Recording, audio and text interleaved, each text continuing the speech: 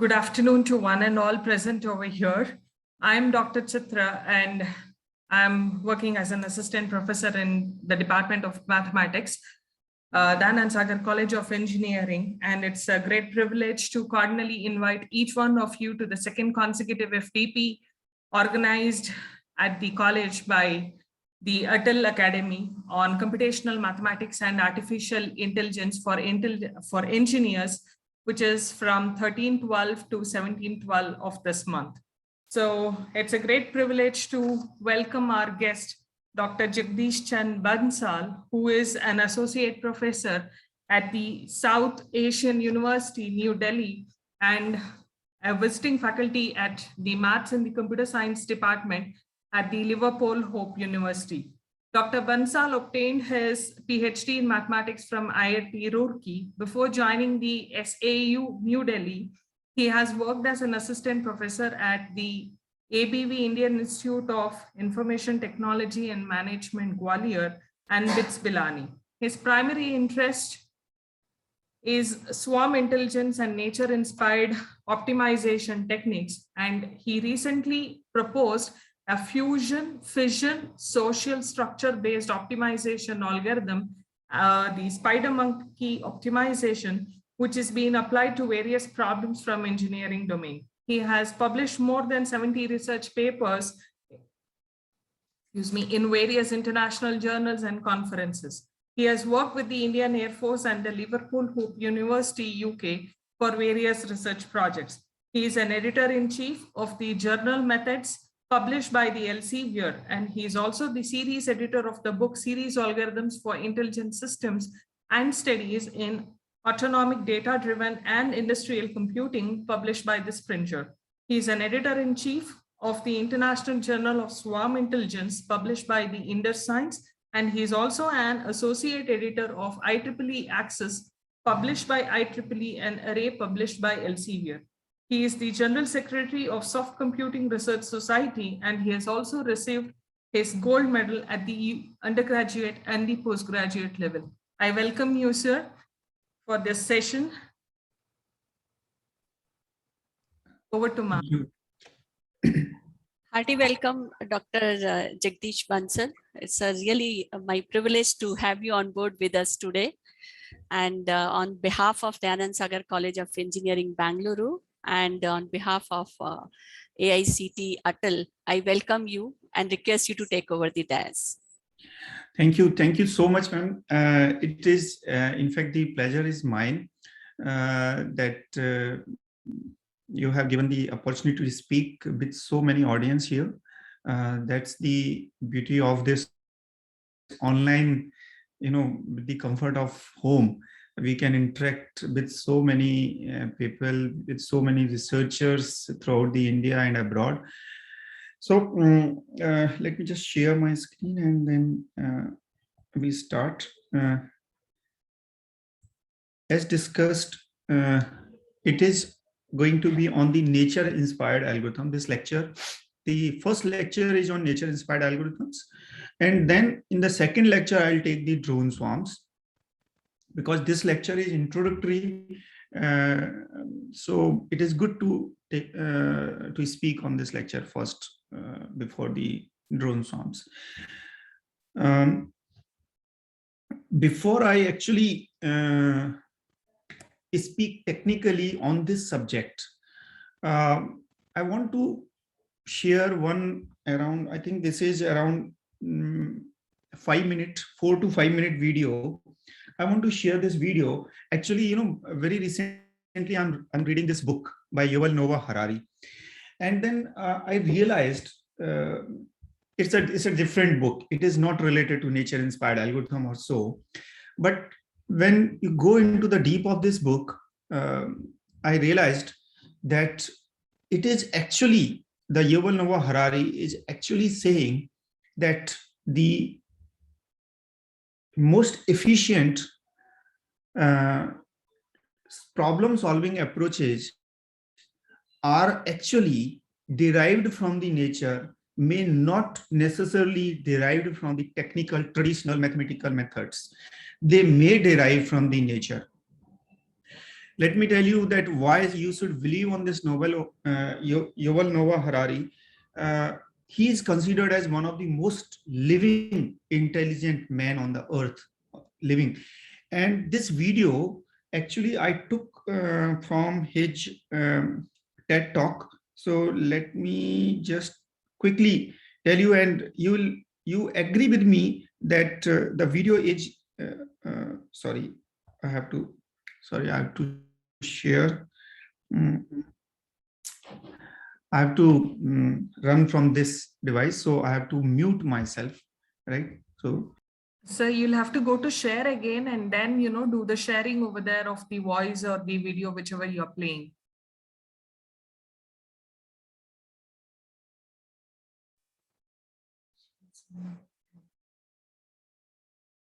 There's an option called share sound. So I think probably via that, all of us would be able to hear that.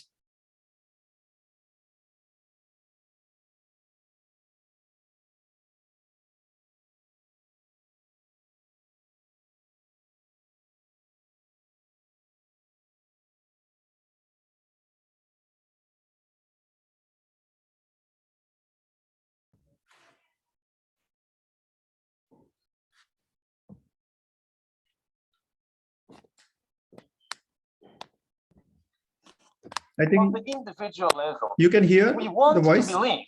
I want to believe that there is something special Yes, we are able to hear. about my body. We look for the difference between.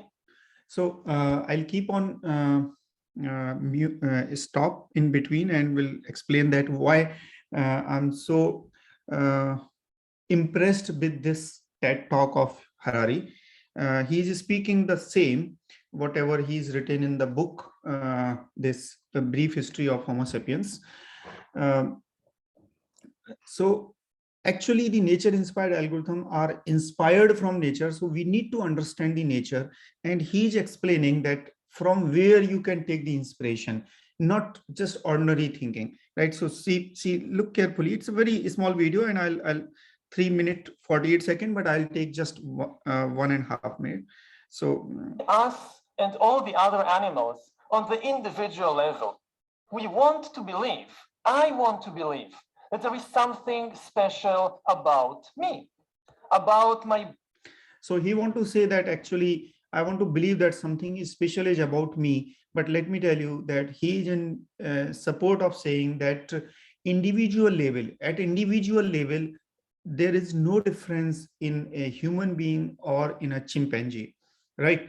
But at the collective level, there is a difference. And what makes that difference is actually the major inspiration behind the algorithm development. Body, about my brain that makes me so superior to a dog or a pig or a chimpanzee. But the truth is that on the individual level, I'm embarrassingly similar to a chimpanzee. And individual level, a chimpanzee and the humans are similar. In fact, he also arguing that in fact, at individual level, the survival instincts are more stronger in a chimpanzee as compared to a human being. if you take me and a chimpanzee and put us together on some lonely island and we had to struggle for survival to see who survives better, I would definitely place my bets on the chimpanzee, not on myself. And this is not something wrong with me personally. I guess if they took almost any one of you and placed you alone with a chimpanzee on some island, the chimpanzee would do much better. The real difference between humans and all other animals is not on the individual level, it's on the collective level. It's on collective Humans level. control. This word collective level is very, very important in the field of nature inspired algorithms. He said that the major difference in the humans and the chimpanzee is not at individual level, but at the collective level. We are better than the chimpanzee, we are better than the lions, we are better than the ants at the collective level, not at the individual level. There is something special among the human being, among the human society, that we collectively become on the top of the food chain. all the planet because they are the only animals that can cooperate both flexibly and in very large numbers. Now, there are other animals like the social insects, the bees, the ants that can cooperate in large numbers, but they don't do so flexibly. Their cooperation is very rigid. There is basically just one way in which a beehive can function. And if there is a new opportunity or a new danger, the bees cannot reinvent their social system overnight. They cannot, for example, execute the queen. Look, the most important collective behavior that is in human being has a most important property, that is the flexibility. We are flexible in nature for this collective behavior, in collective intelligence actually. And in the colony of ants, in the colony of chimpanzee or other social animals, they may not be that flexible as we are. For example, there was a this problem of corona came, and we all became, we are flexible, we all adapted this situation and immediately started teaching online, doctors giving the online consultation. We are ready to take the online consultation, students ready to read, to study online exams. Scientists started to develop the vaccine, doctors started to find out the ways to treat this disease, so on. So this collective intelligence, collectively everybody is surviving on the earth. We the humans could survive. Just imagine the similar kind of disease would have spread among other animals. Just imagine some situation that it is among ducks, or it is among, suppose, the or some special kind of birds.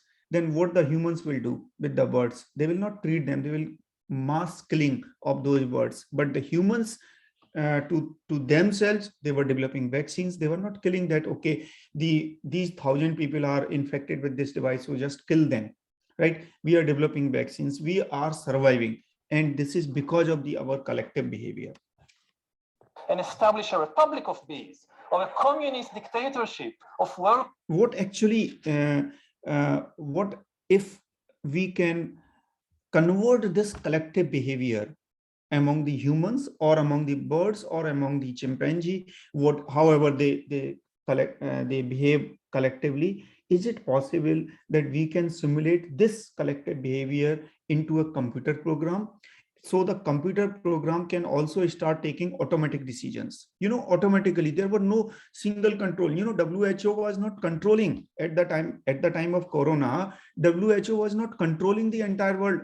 There was no single message to me from the WHO or to the Prime Minister, from anybody that you find out the ways, you adapt to the online teaching or something. It is a matter of survival. It was a matter of survival. So we all adapted the situation and made ourselves suitable for that situation, and ultimately we survived. The human society, of course, unfortunately many people died, but ultimately the human race is still on the earth, because of this cooperation. Now, what I want to tell you, that if this kind of system can be developed in a computer program, just imagine if we can, whatever we are doing among the human society, or the birds are doing among themselves, or the ants are doing among themselves, chimpanzees are doing among themselves, can we do the similar thing to a computer program? If yes, then that computer program will also be collective, will also have a collective behavior, and that computer program will also be intelligent like you, like a human society. That computer program will also be intelligent like a human society, and therefore that if that computer program will intelligently solve the problems, means if you give a new problem and the computer program will evolve itself, evolutionary, the computer program will evolve itself according to the problem and will solve the problem. For example, we the human society evolved out of this corona disease, and we solved the problem. And we are solving, still we are solving. Ultimately we are surviving. So similarly, if we can study this human collective behavior, if we can study the chimpanzees collective behavior, birds collective behavior, ants collective behavior, And somehow, if we can model this collective behavior to a computer program, then that computer program will also become intelligent like these societies, like these human societies. And that intelligent program can solve the problem in autonomous way, ultimately the autonomous way, autonomous system. Through nature inspired algorithms, you are ultimately going to develop an autonomous system which can solve the problem by itself. No external input is required. Means you have a problem, just put it there and you will get the solution. It is like a, flour mill. Flour mill. You have a wheat, you put the wheat and you will get the flour. You will put the, now what inside is doing, just forget it. That is the autonomous system. Autonomous system. The nature is giving challenges every day to the human society, and still the human society is evolving. How the human society is working together? Just this is a very, very complex behavior. Let me tell you, it's not so easy to model this behavior into a computer program. But yes, few properties are there, few obvious properties are there that is among us, among the chimpanzees or among the ants or among the birds, that can be modeled as a computer program. And therefore, up to certain limitation, we can make our computer program intelligent. Of course, we cannot make our computer program intelligent like the human society, but we can make it very, very close like a human society, or like a bird society, beach society, and so on. Try to understand, ultimately the objective of nature inspired algorithm is to make an autonomous computer program which can solve the problem in autonomous way. No external input is required, right? I hope I'm clear on this. Okay. I'm audible. Is it okay? Actually, no video is on, nothing. So it's very difficult to understand whether I'm Sir, you're audible, sir. You can kindly go ahead. Yeah. Bees. Other animals, like the social mammals, the wolves, the elephants, the dolphins, the chimpanzees, they can cooperate much more flexibly, but they do so only in small numbers, because cooperation among chimpanzees is based on intimate knowledge. Look, the cooperation among chimpanzees or these kind of other than humans, other than the Homo sapiens actually, is based on certain kind of limited information, that food is here, food is in this direction, very limited information they share. For example, the honeybees, they share the information, very limited information through their dances. They have very limited body gestures to share the information. But the humans have a lot of things to share the information. You see the if you cannot read this book, at least you see this TED talk by this Novel Yuval Harari, the complete TED talk. You listen, and he's saying that at least human beings can share the information. Very complex information can be shared by the human beings, and therefore the collective behavior that is among the humans is much more complex than the other animals, and therefore we can cooperate in a large groups, not only in small groups, but we can collaborate in large groups, thousands, crores, right? In billion groups we can cooperate with each other, but not chimpanzees, but not honeybees. Honeybees cooperation is among only a particular hive. They live in a hive, so only that hive honeybees cooperate with each other. Only a colony ants cooperate with each other. Only a particular habitat monkeys cooperate with each other. But we, the humans, not only cooperate with our family, not only cooperate with our city people, but entire world according to the situation. Right? So we have a very flexible cooperative behavior. Okay, so now let's come to the formal definitions of nature inspired computing. So whether I call it nature inspired computing or bio inspired computing, please, it's the same thing, right? So it is a biologically inspired or natural inspired approach to creating softwares, right? I told you already that's a computer program. To create the computer programs, so computer programs are created in autonomous way.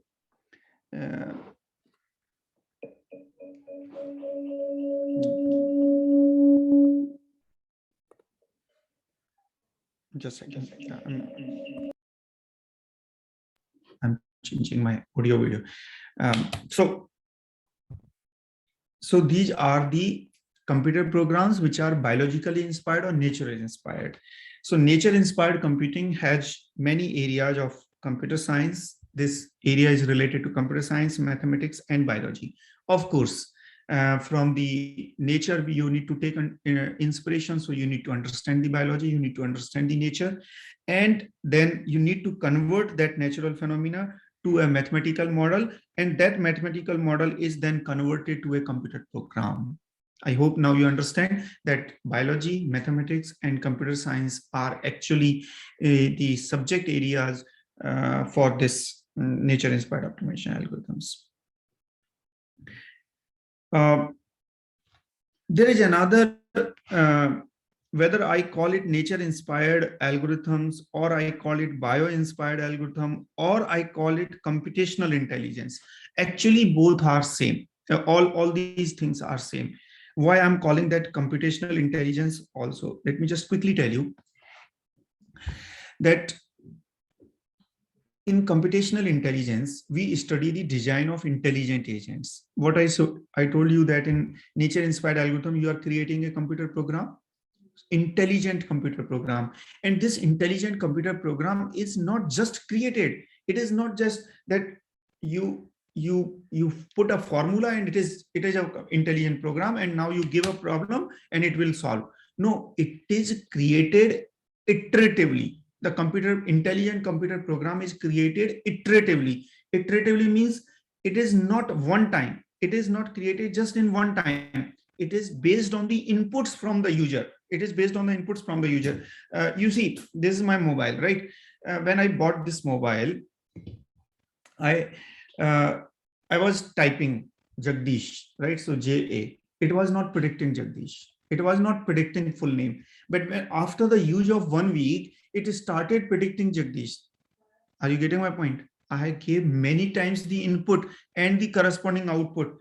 This is my input, right? JA. And what is the output? That Jagdish means what should I predict? Then the software need to understand that what I should predict. So Jagdish is so many times I gave the input, and most of the time, sometime I also write Jagannath, right?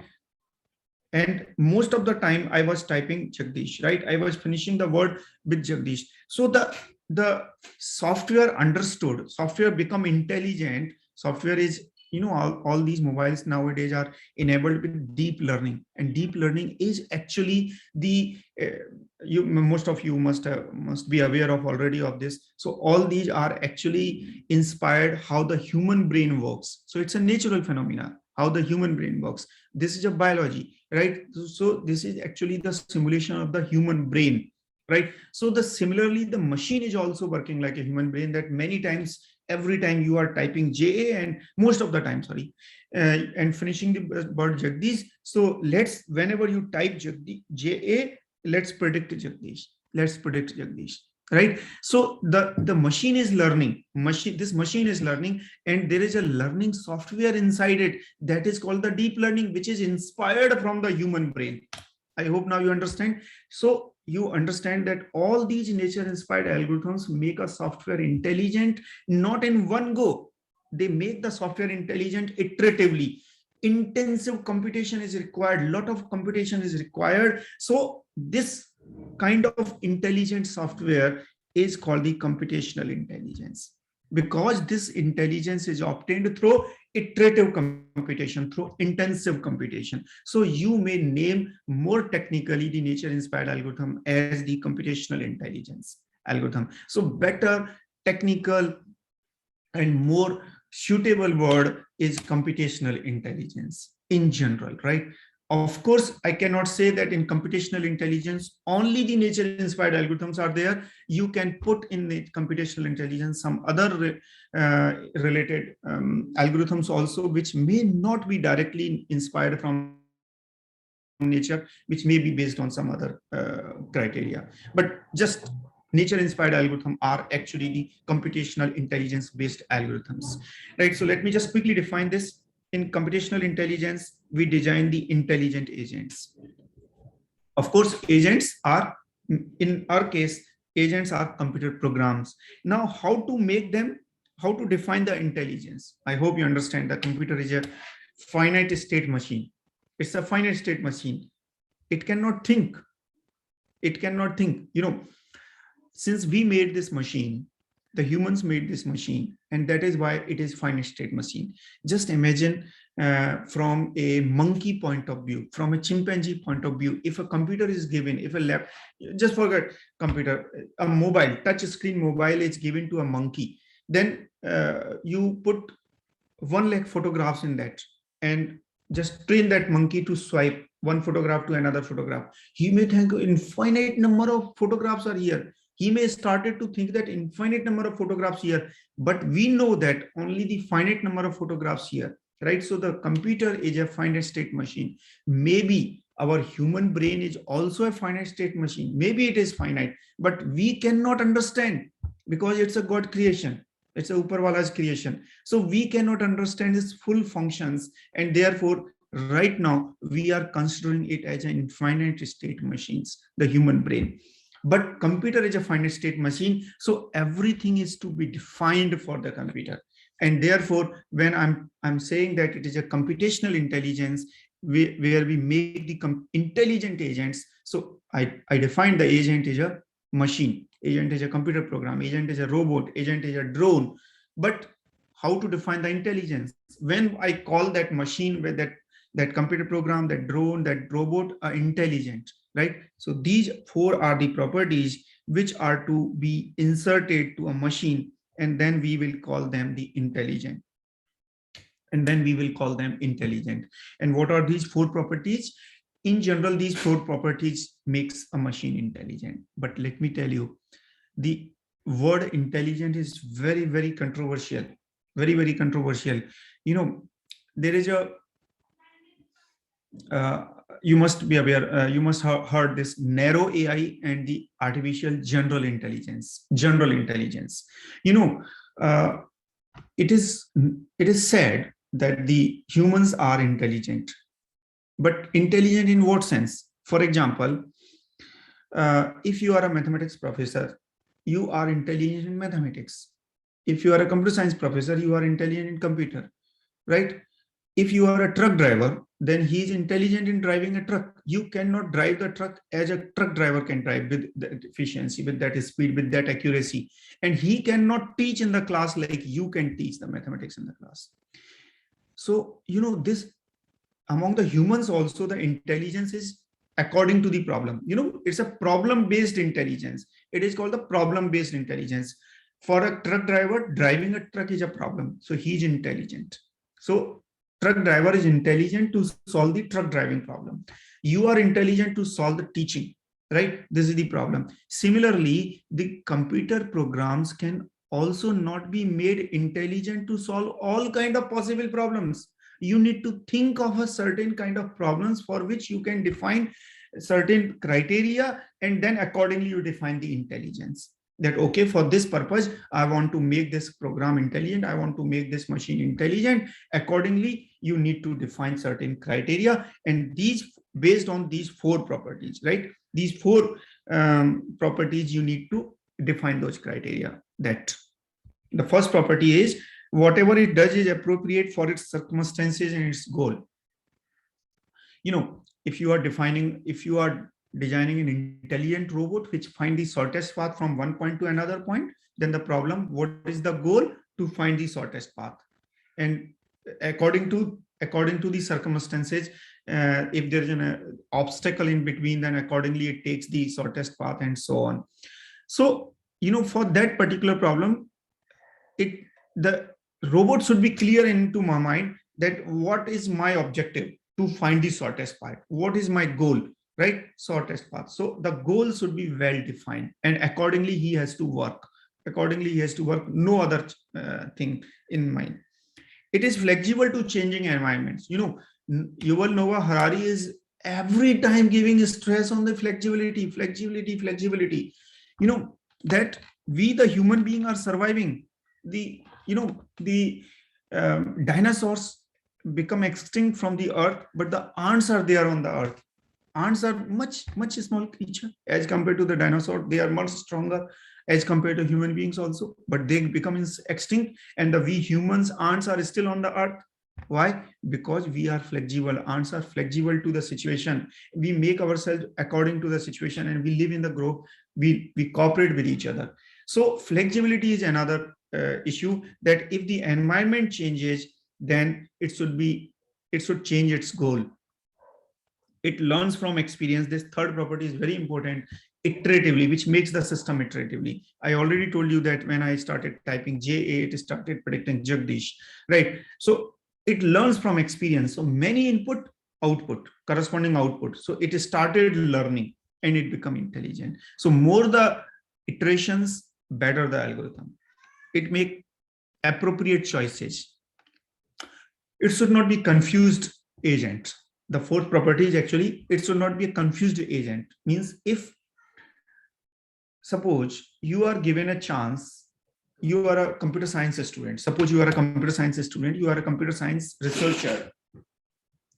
And there are simultaneously, there are two workshops going on, one on chemistry and one on computer science, right? And you are given a chance that you can join any, and you are free to join any workshop.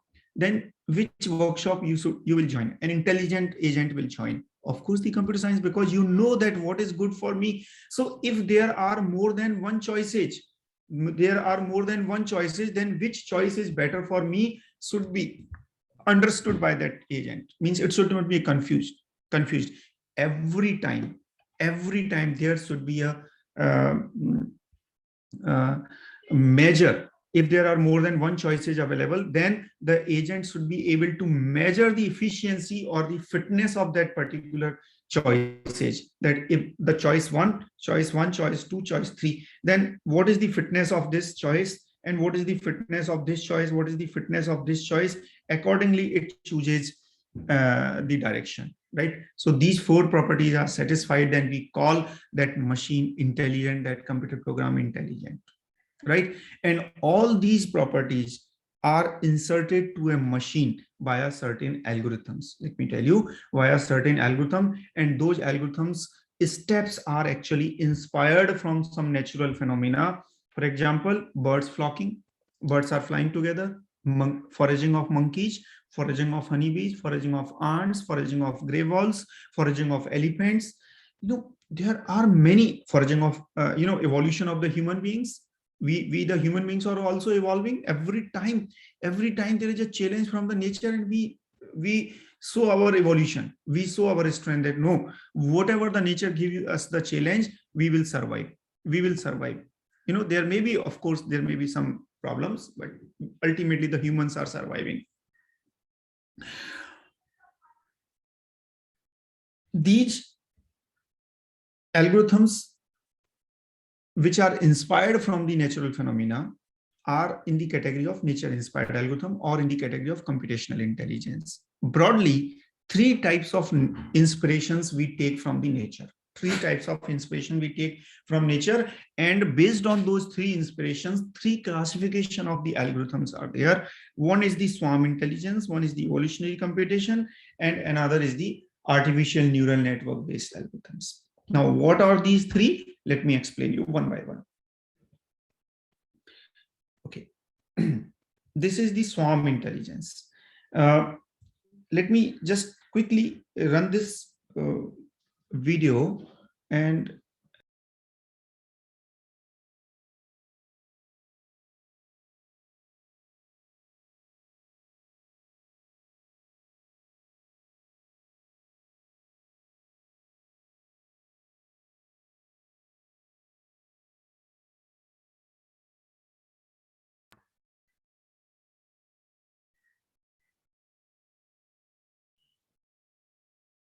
Is it there? Oh, this video is not here. Sorry. I think it is here. Let me just check if it is here or not. Otherwise, we'll skip this.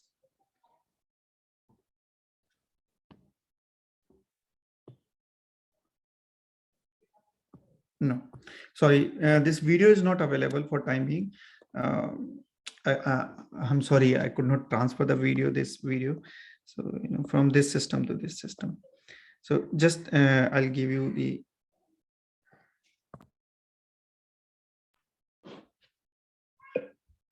reference of this, right? So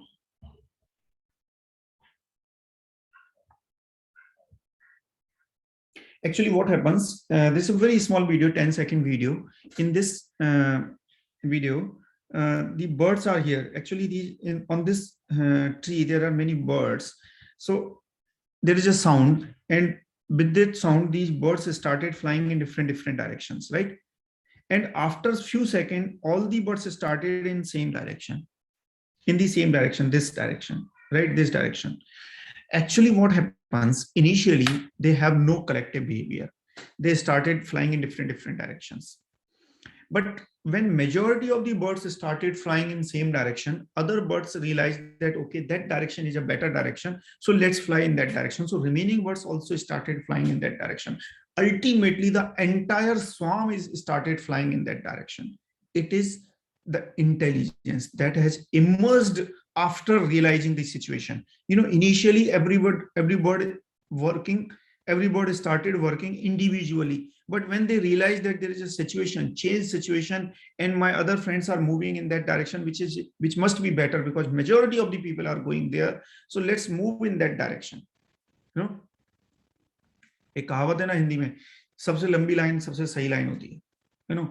ticket अगर कभी train, आजकल तो online बन जाता है, पहले जब train ticket बनते थे और पहले स्टेशन टू स्टेशन होता था, बहुत छोटे में, जब मैं बहुत छोटा था, may be many people may not have seen that situation, पहले स्टेशन के टिकट मिलते थे एक, क्योंकि कंप्यूटर नहीं होता था, तो उसमें लाइन लगती थी, और जहां जो सबसे लंबी लाइन है उसमें लग जाओ by default.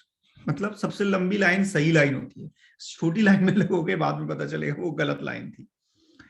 What I said, based on this, my majority of my friends are moving in that direction. It means that that direction is good because they have explored that direction, and therefore the remaining people also started to go in that direction.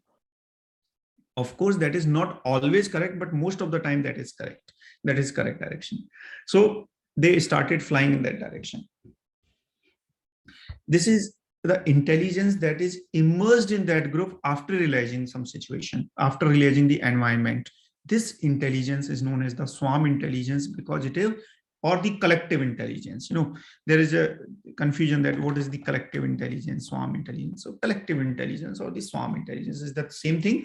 But let me tell you, swarm and group is not the same thing. Please remember this. This is very, very important, that you cannot call a group a swarm.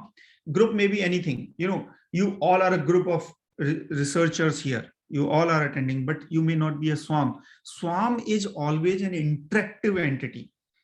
A group of individuals, swarm is a group of individuals who are interacting with each other for the same goal. Goal is same. Everybody's goal is same. Then it is a swarm. If everybody's goal is different, then it is a group. It may not be a swarm. In a market, many people are there. Everybody's goal is different. One came here in the market to buy the sweets. One came here to buy the cloths. One came here to buy the sewage. Objectives are different. But if everybody is appearing in an exam or in an interview to get one position of a professor, suppose in the Anand Sagar College of Engineering, then it is a swarm of competitors, swarm of probable candidates who's working to get the same goal. However, in case of interview, in case of one position, and suppose 10 individuals are there, 10 candidates are there, then it is not a collective intelligence. It is an evolutionary intelligence. I'm coming to that. I will tell you what is this, why it is evolutionary intelligence at that time, but it is not collective intelligence at that time, because we the humans are very intelligent.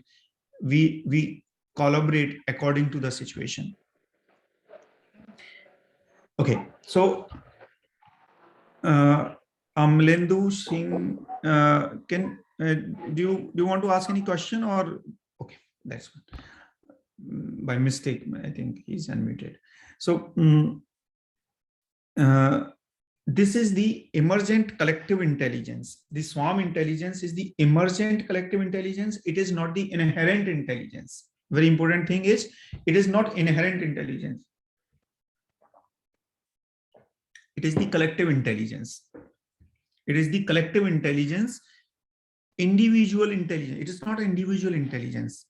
You all have heard Noah Harari also saying, in individual level, we are as stupid as a chimpanzee, right? But collectively, we are intelligent, right? So it's a collective intelligence, not individual intelligence of the groups of simple agents. And when in a group of some entities, some agents, these agents may be anything, they collaborate with each other. They share the information with each other for the same goal, supposed to reach here. And then a particular kind of intelligence emerges in that group. It is called the swarm intelligence, right? There are many swarm intelligence based algorithms available in the literature. Thousands of the swarm intelligence based algorithms are available in the literature, let me tell you. Not all so important, not all to refer, but yes, there are some representative algorithms which if you study, you can understand other algorithms. So these two are actually the representative algorithm, I tell you. These two, particle swarm optimization and ant colony optimization. These two algorithms are actually the representative algorithms. You study these two algorithms means you did a good job in the swarm intelligence. I want to tell you that in 2018, one industry report was published. In that report, it was said that the swarm intelligence is going in the field of swarm intelligence, which is applied into the industry, the 80% share is from these two algorithms. 80% times either PSO or ACO is used. Either PSO or ACO is used 80% times, right? It means only in 20% remaining all other algorithms are being used. Just imagine this situation in industry. The reason is very simple. It doesn't mean that these are the best algorithm, other algorithms are not that good. Thousands of other algorithms are not that good. These two are the on top. No, actually these two were the first introduced algorithms, initially introduced algorithms in the category of swarm intelligence, and therefore they became popular for the industry. And of course, industry cannot change the algorithms overnight. You know, I'm editing journals, so a lot of algorithms are coming almost daily basis in this field, swarm intelligence, and everybody is claiming that my algorithm is better than the other algorithms, and it is a new algorithm, it is good. Yes, most of the time it is true also. Let me tell you, they are not lying. They are the researchers. They are contributing to the academics. That is good. But industry is not ready to change the algorithms for their solutions every day, because they have the softwares, they have the hardwares that is to be modified accordingly, so they cannot change. And therefore industry is still using PSO and ACO, which were the initially introduced algorithms. Let me just quickly tell you about these. I'm coming to evolutionary computation just quickly. Let me finish the swarm intelligence first. Let me quickly tell you about these algorithms in sort, right? In sort, how these algorithms are actually inspired from the nature, right? For let me tell you, these algorithms are basically for optimization purpose, but you may use it for other purposes also. I'll tell you that other purpose in drone swarm lecture, right? So the very first, let me start with this spider monkey optimization algorithm. It is actually the algorithm which is introduced in 2014 by myself, my two PhD candidates, Harish Sharma and the Simpy Singh Jadon and the Morris Clark. We 4 people developed this algorithm in 2014. You can understand that this algorithm is relatively very new, and still, you know, throughout the world, people are using this, and it's quite popular now. But still, it is not in the category of PSO or ACO. That is better algorithm. Actually, more popular algorithm. Let me tell you, I cannot tell you that SMO, spider monkey optimization, means SMO is better than PSO, is better than ACO, or is better than ABC or any other algorithm. I cannot tell you, right? It is not. Or I also cannot tell you that PSO is better than SMO, right? Because there is a very famous statement by McCord and Wolpole, that is no free lunch theorem. No free lunch theorem. This statement is called the no free lunch theorem. No free lunch theorem says that there is no single algorithm. It is a Bible statement. It is derived from the Bible's statement that nothing comes free. You know, nothing comes free. If YouTube is giving you the free videos, then of course it is giving you are a market for them, right? So nothing comes free. Everything has a cost. So no free lunch theorem says about these algorithms, nature inspired algorithm. It says that there is no single algorithm which you can say the superior algorithm, the top algorithm for all kind of possible problems. What for all possible problems means on an average, the performance of all the algorithm is equal. What I said, that suppose there are 10 algorithms, you are comparing 10 algorithms, right? Suppose you have 10 nature inspired algorithms. Then let me tell you, if you will compare these 2 algorithms over suppose 10 problems, then you can say that A1 is better than A2. But if you say that all problems, then A1 will be equal to the performance of A1 and A2 or A10 will be same. Even it will be equal to the random search technique, random search algorithm. Let me call it a random search algorithm. Don't call it RSA, that cryptography algorithm. No. RSA means random search algorithm, right? Purely random search algorithm, no intelligence. Even without intelligence, if you just purely random search, on an average, its performance will also be equal to the most intelligent algorithm, that is PSO. Average performance will be same. Average performance will remain same.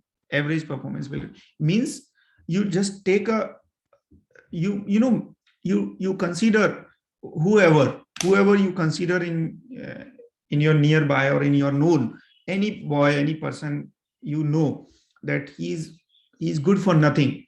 Just take him and think of all possible kind of situations in the human's lifespan.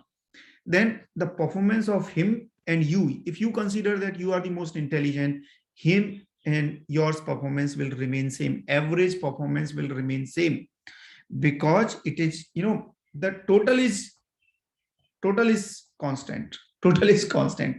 You may be good at x1, he may be good at x2, he may be good at x3, you may be good at x4, and so on, but ultimately the average will remain same. It is called the no free lunch theorem, and therefore I cannot say that SMO is better than PSO or this, but I can say that SMO is better than PSO for a specific set of problem. I can say that PSO is better than SMO for a specific set of problem, or SMO is better than PSO, right? For a particular problem.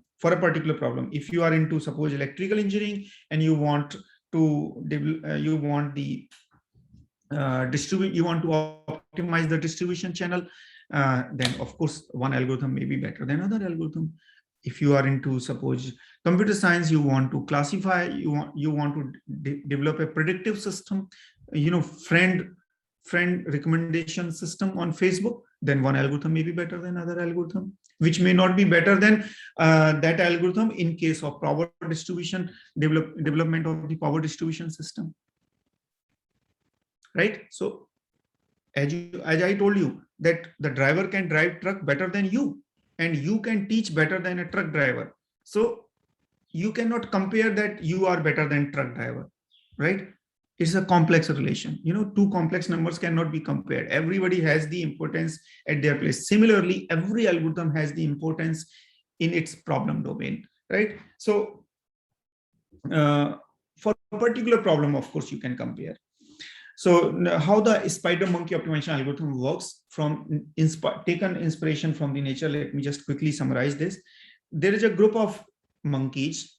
This is a swarm of monkeys, right? Group of monkeys. This is a swarm. Why it is a swarm? Because they are cooperating with each other and for the same group, same goal. And what is the goal?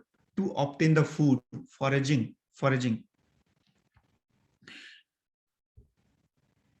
I hope you know the fission and fusion process. Fission and, in this nuclear energy, you must have heard that the sun energy is based on the fusion, and this nuclear bomb energy is based on the fission.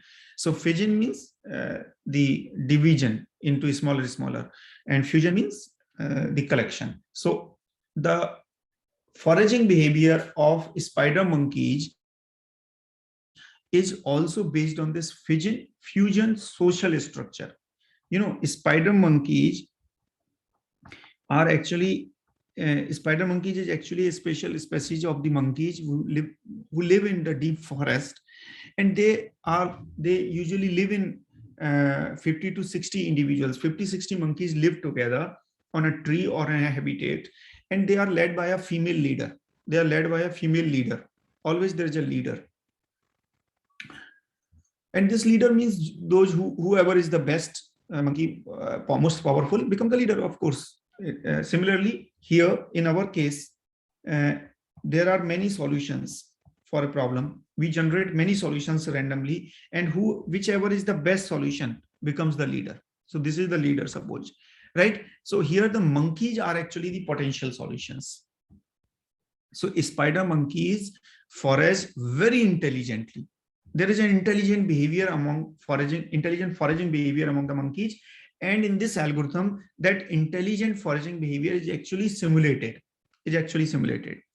And how it is simulated, look here very carefully. Monkeys are solutions. This is the one simulation. There is a nature, biology, and then there is a mathematical model. So how this mathematical model works. And that mathematical model is then converted to a computer program, computer algorithm. Look carefully how we are going to convert the natural things to a computer program things. So there's a group of monkeys, so group of solutions. They start foraging, means they start searching the solution. They identify one leader. This is a female leader. So in our case, whoever is the best solution, this is the best solution. Best solution means best fitness, best solution. They started food foraging. They started searching, keep on improving the solutions, based on movement from here to here, based on moving nearby. Similarly, for this movement, we defined an equation. We defined a mathematical equation, right? If you want to learn more about that equation and all, you can read that research paper, or I have a video lecture also on YouTube. Just Google the video lecture and you will find that on YouTube. The lecture is in 10 minutes, 10 or 20 minutes video, 3 parts, part 1, part 2, part 3, 3 parts. Small 3 videos are there. You can watch them. You can, I promise it is explained in detail. You can learn that. So they started food foraging, and what the monkeys do actually, when they feel, suppose 50 to 60 monkeys are eating the food here at this place, and after some time, suppose 30 minutes, after 30 minutes, they realize that the available food is not enough. available food is not enough for these 50-60 monkeys here in this area. So that leader, that female leader, what the female leader will do now, if the female leader will allow them, everybody to eat the food from here at this place for some more time, there will start a competition, struggle. There will be starting a struggle, and there may be a competition among each other. There may be a conflict with each other, and the cooperation will be lost. To keep the cooperation, to keep the collaborative behavior in this society, what the leader will do, it divides. If the food is not sufficient, it divides the entire group into two smaller groups. It divides the entire group into two smaller groups, and these two smaller groups will start searching in different directions.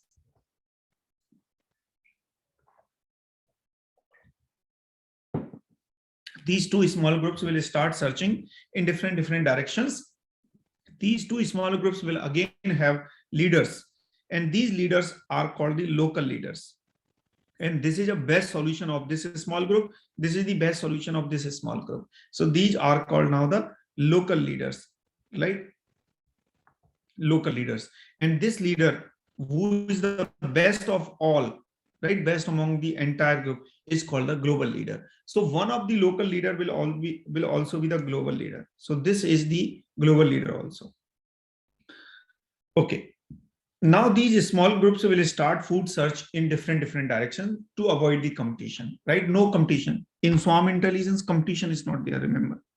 They start searching food in different directions.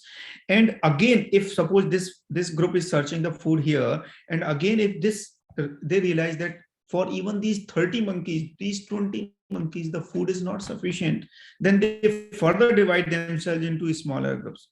And this process continues. And the division into smaller groups is called, this process is called the fission. I hope it's okay. Fission process.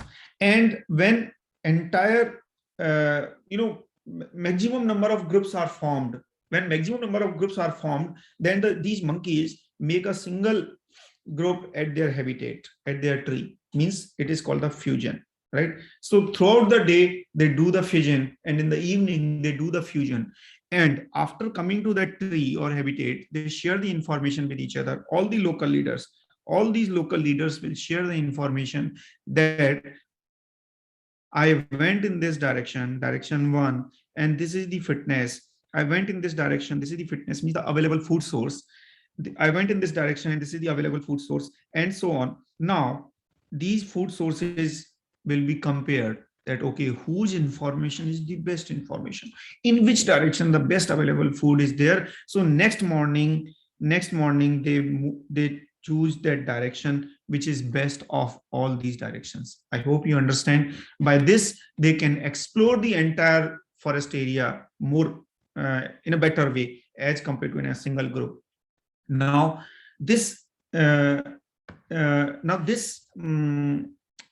natural phenomena is converted to an algorithm. I already told you that the monkeys are representing the solutions, and the foraging means search for the true solution, search for the optimal solution. So now the condition is not enough food. How to define this in an algorithm? So how we define in an algorithm, not enough food means if the solution is not improving, if the global leader is not improving, if the best solution is not improving, if the best solution of this swarm is not becoming better, whatever it is, it remains same, then we say that it is not enough food. Now what happens? These are the random search algorithms. So it may be that in one iteration, the solution may not improve. Next time it may improve. So we give certain number of iterations to this. And after that, suppose 100 iterations, if even up to 100 iterations, if the solution is not improving, we don't mind. So after 100 iterations, if the solution is not improving, we say that the fission occurs. Now, how to define the evening? In the evening, they make the fusion. So how to define the evening? When the maximum number of groups are formed, when the solution is not improving up to a certain number of iterations, then do the fission. And when the maximum number of iterations are formed, then do the fusion. This is our This is all up to you, up to the developer, that how he converts the natural phenomena to a computer algorithm, right? And of course, the update equations are long thing that you can see on that, in that video lecture. Another algorithm is this particle swarm optimization. This algorithm was developed in 1995 by two US scientists, James Kennedy and Russell Everett. James Kennedy and Russell Everett. In 1995. Of course, you can understand it is a 1995 algorithm, so very popular. Also, this algorithm is representative algorithm, and in fact, very good algorithm for continuous optimization problems. It is based on the birds flocking behavior or fish schooling behavior. How the birds fly together, how they cooperate with each other. 100 birds are flying together. How they are flying together? You ask 100 unknown people to go together with no objective. They will just confused. One will go here, one will go here. If you will not go a particular direction, particular path, if the road is not there, plain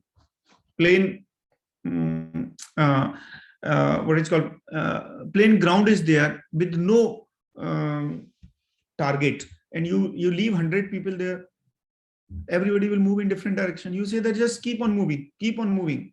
Will they go together? No. How the birds are moving together? There is a target. They either want to reach at the food source or they want to reach at the home. That is your optimal solution. And how they cooperate with each other, they follow a very, very simple rule. No, the human's cooperative behavior is very, very complex. Simulating that cooperative behavior into a computer program is very difficult. So right now what we are doing, we are simulating these very simple creatures cooperative behavior into a computer program. So simulating that simple behavior is easy. What is that simple behavior? Just follow the neighbor. A very one line. Reynolds flocking behavior you can study later. Follow the neighbor. Where my friend is going. So just let me tell you that suppose these are the birds, and this fish, suppose there is a fish, so it sees that there is a shark here, it will start moving here, other will also start moving in this direction. Just these fish have not seen the shark, still they started moving in this direction. I hope you understand. They are getting benefit of another fish, of being in a swarm. So there is a benefit of the swarm, that without actually solving the problem, you are getting benefit of the swarm, right? Another algorithm is this artificial bee colony algorithm, which is inspired by the foraging behavior of honeybees. How the honeybees cooperate with each other. They always find the shortest path from their hive to the food source, flowers.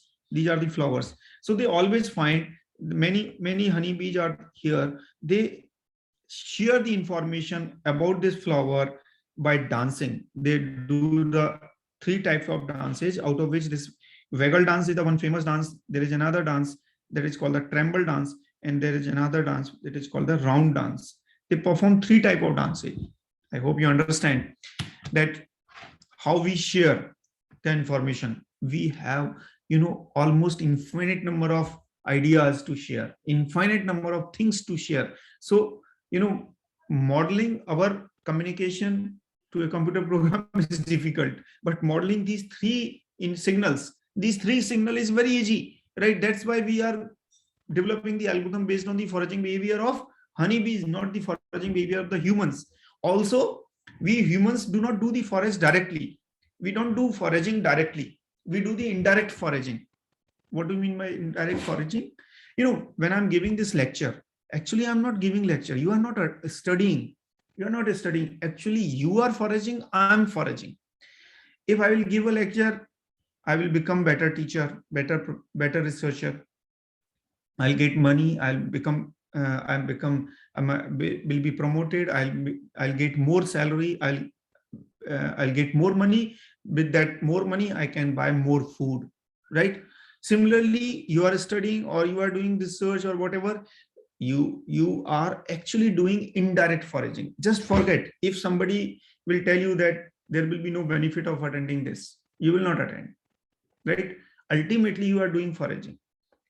But you do the indirect foraging, they do the direct foraging. So simulation of them is relatively easy. This doesn't mean that simulation of human being is not useful. That is very, very useful, but not easy to model, right? That's why we are not using it right now.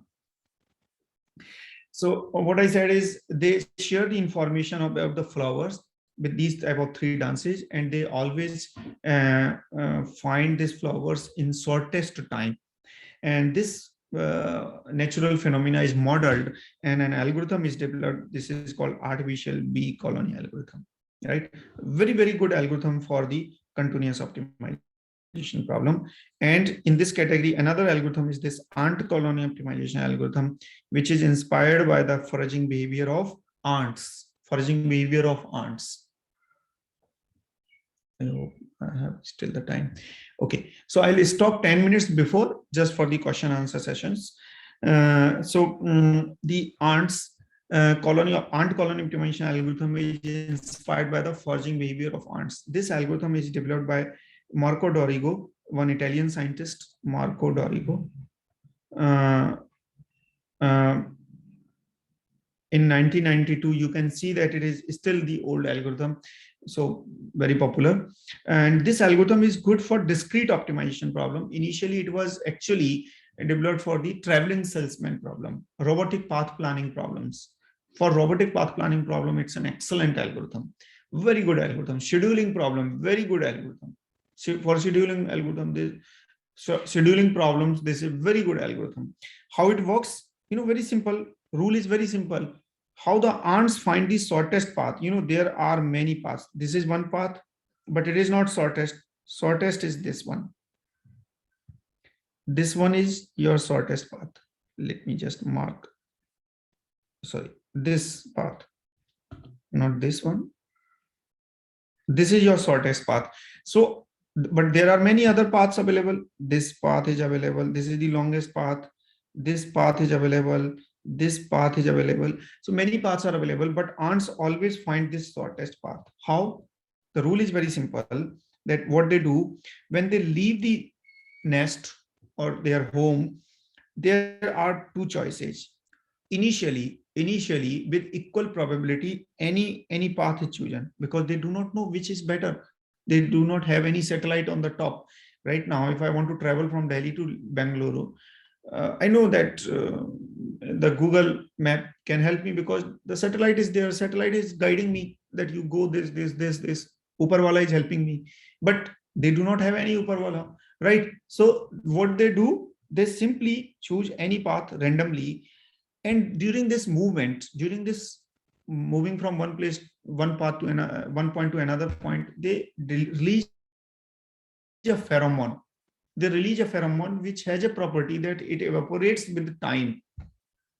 So the longer path will have more evaporation, and the shortest path will have less evaporation. And another rule is whenever they find any pheromone, follow the high concentration pheromone paths. Right? So as the time grows, I told you that these are the computational intelligence algorithm, iterative algorithm. So as the iteration goes on, the shortest path will, the pheromone concentration will keep on increasing on the shortest path and will keep on decreasing on these longer paths. And after a few iterations, these longer paths will disappear and only the shortest path will remain. And of course, it is based on the probability that the probability of longer path will keep on reducing. Probability of selection of the shortest path will keep on increasing. Again, if you want to learn more on this ant colony optimization algorithm, you just Google. I have a video lecture on YouTube on this. It's a very, very simple language. I explained with a numerical example. You can learn from there on artificial bee colony algorithm also, on PSO also. Okay, now let me come to just quickly discuss about this evolutionary computation, which is another category of the nature inspired algorithms. So will the traveling salesman problem also work like this? Sorry? Will the traveling salesman problem also work like this as the Yes. So what I mentioned that this ant colony optimization algorithm is actually initially developed to solve the traveling salesman problem. So all the models, all the ant colony optimization models are to solve the traveling salesman problem, right? And this traveling salesman problem can be modeled and can be thought as a scheduling problem, can be thought as a robotic path planning problem according to the situation, right? So if there are about, let's say, more than 50,000 nodes, so when you apply a traveling salesman problem, will this optimization be a good fit for that? If you are talking about 50,000 nodes, or means a very large number of nodes, of course, then traveling salesman problem, you know the dynamic programming method. So that can also deal, but for large number of nodes that become infeasible to use. Traditional methods become infeasible to use. And in that case, ant colony optimization algorithm can give you satisfactory solutions. They cannot give you the guarantee. These are the probabilistic algorithms.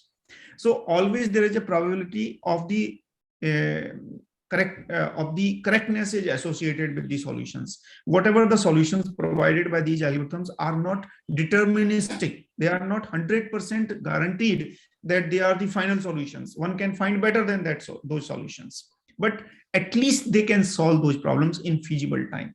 So satisfactory solutions these algorithms can give you. So they are not NP hard, correct? NP hard. Problem is NP hard. NP hard is the problem, not the algorithms. So problem is NP hard. That's why we use these algorithms. Okay. That's why we use these algorithms, because problem is NP hard. So you cannot develop a mathematical algorithm. So which intelligent mathematical optimization technique then? Which that's ant colony optimization then. So which would be the best optimization technique if I have, let's say, 50,000 nodes? So I tell you that ant colony optimization in this case, if you are dealing with traveling salesman problem, then in nature inspired category, of course, I cannot say this deterministically, because one can always develop a better algorithm. But right now, whatever is available in nature inspired algorithm, you can expect better results from ant colony optimization in your problem. For traveling salesman problem, you can try genetic algorithm, binary genetic algorithm also. That may be a good fit also, but I'm expecting if you solve that problem, ant colony optimization will give you better results than even GA. But no need to try with PSO, ABC, SMO. They will never give you better solution than ACO in case of traveling salesman problem. I hope it's okay. Yes, sir. Right. Thank you so much. Okay. So then another category is this evolutionary computation. So in the evolutionary computation, the group is still there. Group of many individuals is still there, but this time they are not cooperative. They are not cooperating with each other. They are competing with each other. They are competing with each other. It's a very simple approach that in a group, if we are collaborating, we share the information, we become intelligent. Similarly, in a group, if we are competing with each other, then also we can become better. Just imagine Olympic Games in which there is a competition and only I am the contender. Only I am the contender. Suppose, just imagine there is a race running, 100 meter race, and only I am the runner. Only I am the player. Then will I make myself better? Will I do the practice before the game? I will say that I'm going to get the gold medal. I'm going to get the gold medal, whatever. Even I walk on the track, I'll get the gold medal. But just imagine if there are 100, then I'll keep on. If I want to get gold medal in 100 meter race, then I'll keep on running, keep on practicing. That's a competition. Sometimes due to competition also we make ourselves better. All the individuals make themselves better, right? So this competition behavior, this competitive behavior in a group to get some goal, to reach a particular goal, right? Where only one can get that goal. This behavior is modeled, and that behavior is evolutionary algorithm, evolutionary computation. evolutionary intelligence. So this evolutionary computation is based on certain operators. Those two operators are very, very famous. You must have heard of that: crossover and mutation. Crossover and mutation.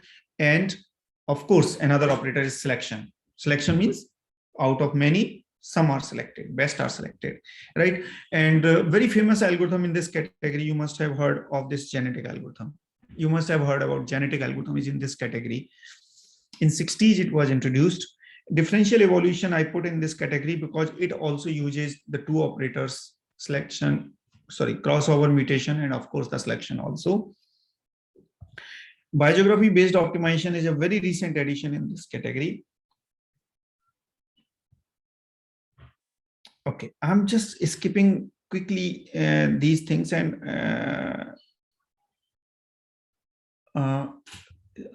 still have, it's a 3:20. So okay, drone swarm I'll discuss in my next lecture, but just I want to share few application areas where these algorithms has shown their excellent performance. This Shinkansen N700 bullet train, Japan's bullet train. So this aerodynamic shape, nose type shape, this is designed with the genetic algorithm, right? With the GA, with the genetic algorithm. And let me tell you that this is the best available design till now. Nobody could find better than this design. And Japan Railway also mentioned this statement where he mentioned the genetic algorithm there. Design, scheduling, allocation, fault diagnosis, other areas where these algorithms have been performed better than traditional algorithms. I applied this biogeography based optimization algorithm to find the optimal locations, these wind turbines, optimal locations of these wind turbines in a wind farm.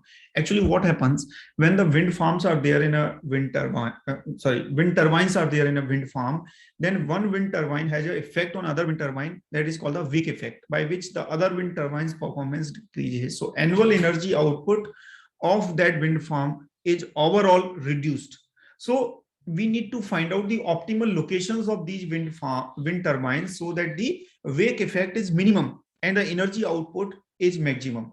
So to find these optimal locations, I applied this biogeography based optimization and I found best results for that. Let me tell you.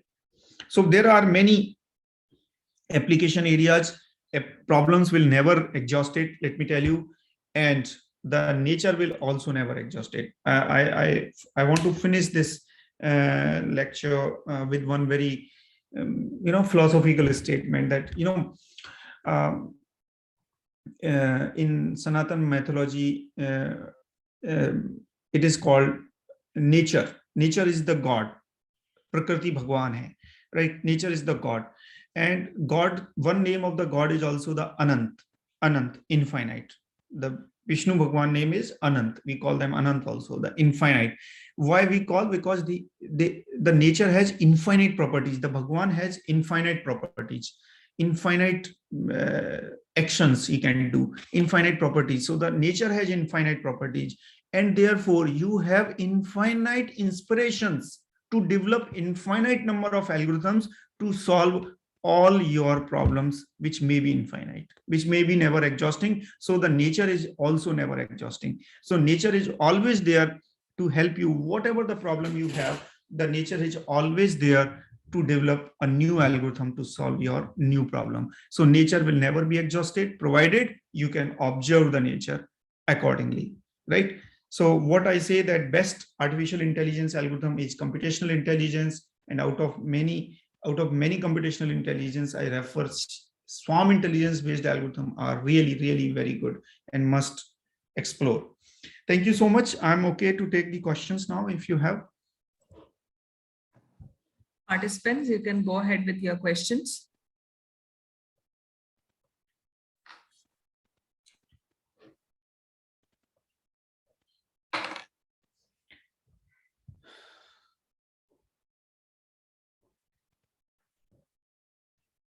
Any questions? Jagdish, I think I will ask one question. Actually, madam, actually what happens, this online is giving this facility, but simultaneously there are, nothing is free. Again, the no free lunch. Right, right. This facility comes at a cost of, sincerity is sometimes compromised. Yeah. Ji ma'am.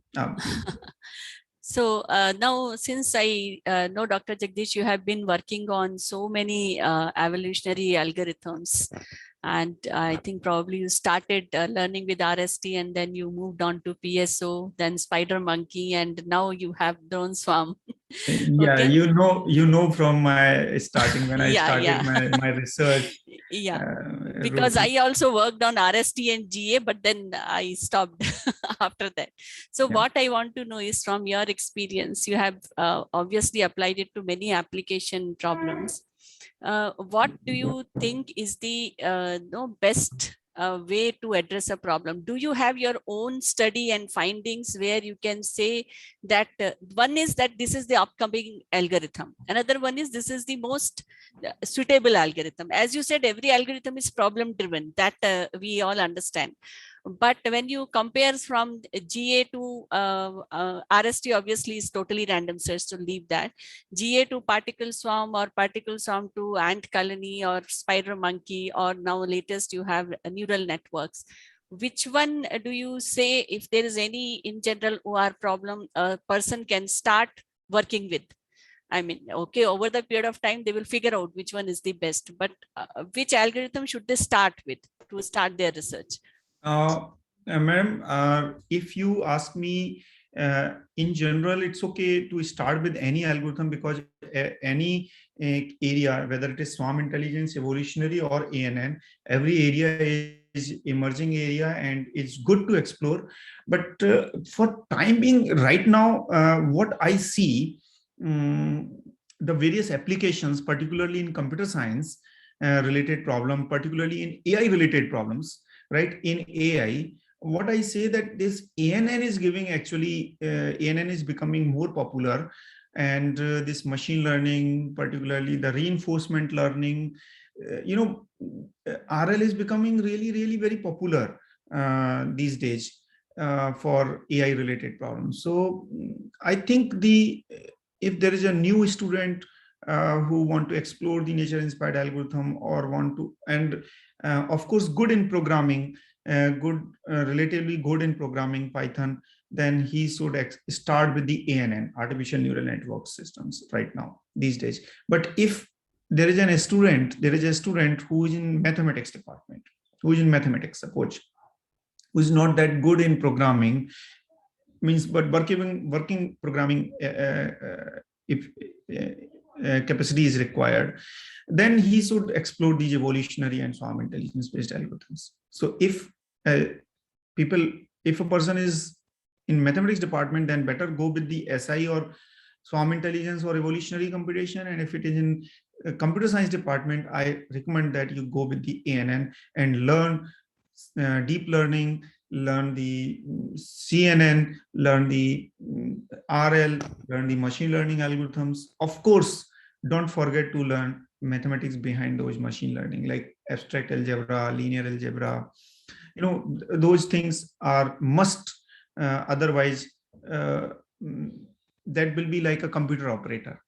If you will just learn the toolbox of deep learning to apply, then it will be like just a computer operator who can type in Word but cannot solve the problem of Word, cannot make the Word better, Microsoft Word better, right? So don't be computer operator. Try to understand the subject, try to understand the mathematics behind any algorithm, the inspiration behind any algorithm.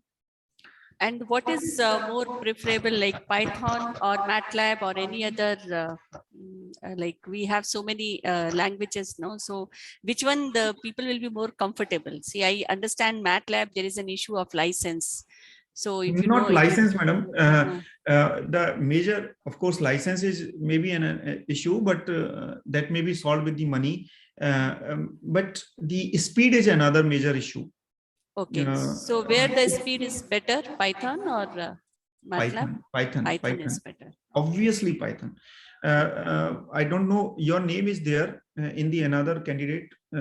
So she was asking that madam introduced, I forgot the name, sorry. Yeah, ma'am. she's Dr. Chitra.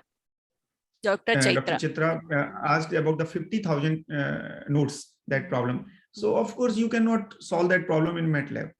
It will take too much time, infeasible time. So better you go with the Python. So if you are new to learn an algorithm, then I strongly recommend go with the Python, right? Not the MATLAB. So Python is a better. Of course, now at this moment, I don't know Python, but my all students are working in Python because I told them that you work in Python, no matter whether I know or not, but you work in Python. So there's a question from Dipali P in the chat box. Can we apply PSO in finding best node in P2P network? Actually, these kind of questions are actually very, very specific and problem dependent. And I know that Ms. Dipali must be working in the for her PhD or something for this P2P network. I don't know this finding best node in P2P network, this problem. But let me tell you, if this is a continuous optimization problem, then PSO is good. And yes, it can be applied. Best node, if you are talking about best, finding best or worst, definitely it can be applied. But if it is a discrete optimization problem, you know, there are certain fixed nodes, you know, suppose 100 nodes are there. Out of 100, you want to find one, then I suggest don't go with the PSO, go with the ACO or go with the genetic algorithms. But if there is a plane surface and every point can be a node, then go with the PSO. Right. So I do not know the formulation of that problem, but I told you that if you have so many nodes, means discrete combinatorial optimization problem, then go with the ACO and or GA. Otherwise, go with the PSO.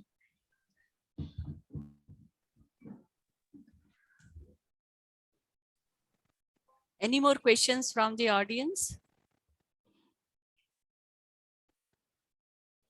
Sir, one more question is there in the chat box. I'm an electrical R&D engineer with average knowledge in Python and its library. I want to get into data science and machine learning. The question what is the best fit to explore in machine learning for me?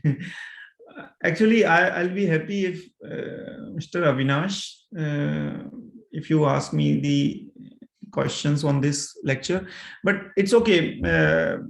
These are very general questions. Let me tell you that if you know the Python, then go with the many machine learning courses are there. Many machine learning courses are there online.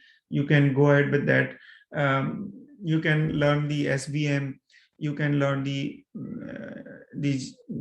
CNN. But I think I always recommend this CNN, ANN, CNN deep learning, because you know I'm working with the drone swarm and I found their extensive applications in the drone swarms. In the future, these self-driving cars are very near. You know, self-driving cars are very near, and at that time you cannot survive without these CNN and all these things. No, Scilab is not that good. If you know the Python, better you go with the Python. So can we elaborate more on continuous and discrete? Discrete, you know, if you have, suppose your best node can be, you know, these are the possible nodes. These are the possible nodes. Then it is a discrete. If your X can be any of these nodes, then this is a discrete optimization problem. If your X can be anything from, suppose, anything between X1 and X2, anything between X1 and X2, let me just like this.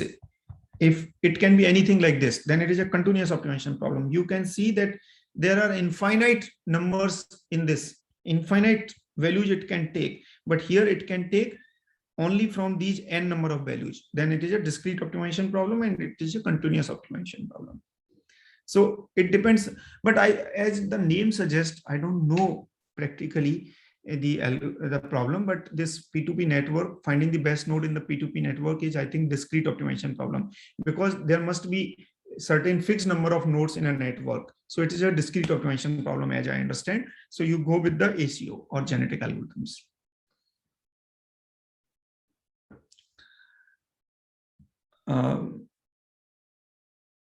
Yes, any other Scilab is questions? also good, but I think Scilab, MATLAB, these are relatively slow. If you know the Python, you know.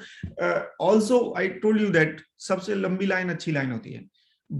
Most of the people, researchers are working these days in Python, so they are developing libraries in Python. So you may have the ready-made tools also, you know, ready-made things to use from the Python if you will work in the Python.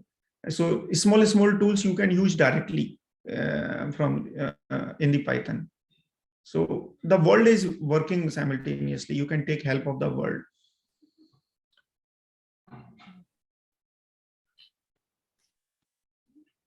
Thank you so much, Dr. Jagdish. Actually, sir, one more question. Let me see. What are the industry relevant topics that can be taken for research? Madam, I think you can better understand that.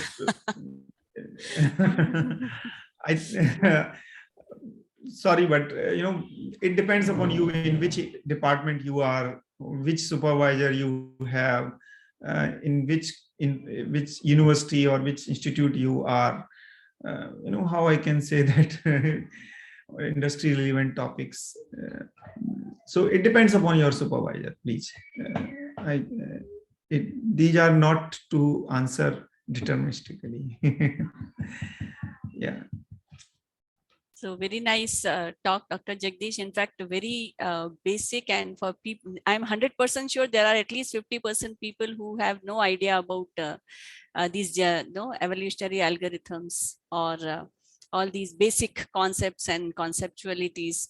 I'm sure all of them would have must be benefited by your talk today, and really looking forward to your next talk where you are going to speak about one of the specific applications. Yes. So yeah, I think I'm looking for that for Thank your you. next And talk. I'll try my best to give the information as much as possible for the benefit of the participants. Thank you so much. Thank you so much. Dr. Chitra, I think you can conclude the session.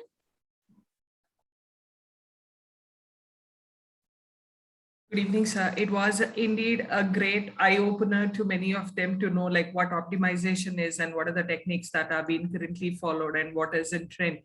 So I thank you from the bottom of the heart for giving a nice introduction on knowing the techniques and how useful they are in today's world. I hope all the participants did enjoy it and they are eagerly waiting for the next session. Thank you, sir. Dear participants, the feedback link is being posted. And I request you, all of you, to join for tomorrow's session at 9:40 a.m. Thank you so much, sir. Have a good day. Thank you, madam. Thank you. Have a good day. Thank you. Thank you, Dr. Jagdish. Thank you, madam. Thank you.